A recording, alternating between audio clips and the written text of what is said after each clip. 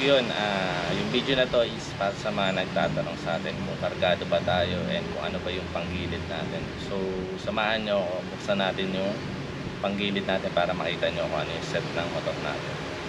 Let's go!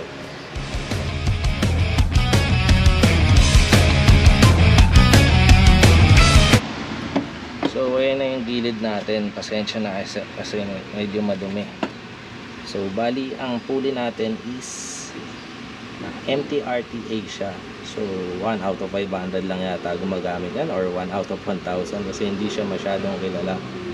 Tapos itong clutch bell natin is Maso bell, bigay sa atin yan ni J. Asuncion. Tapos torque drive natin is stock kalkal lang.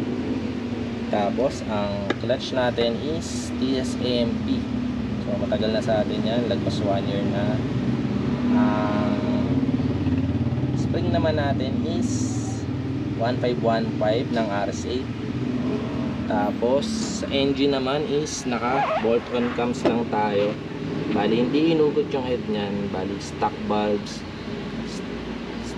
spring, stock piston, stock crank tayo. Bali hindi yan nahugot.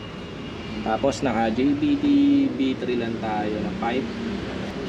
So yun, nakita nyo na kung ano yung CVT natin and kung ano yung nasa engine natin. So marami siguro hindi nakakalam sa inyo kung ano yung MTRTA siya na pulley.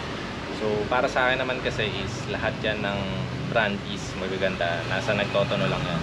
Tapos disclaimer lang, hindi naman talaga ganun katulin yung motor natin. Bali, kada akyat baba lang natin ng bundok and kada biyahe natin, nagpapalit tayo ng panggilid. So nagko-consult lang tayo sa mekaniko natin and hingi tayo ng idea. Tapos tayo na yung nagseset ng panggilid natin kung ano yung pwede nating adjust. Kasi lalo na pag mga stock, so dapat pakiramdaman nyo yung makina nyo.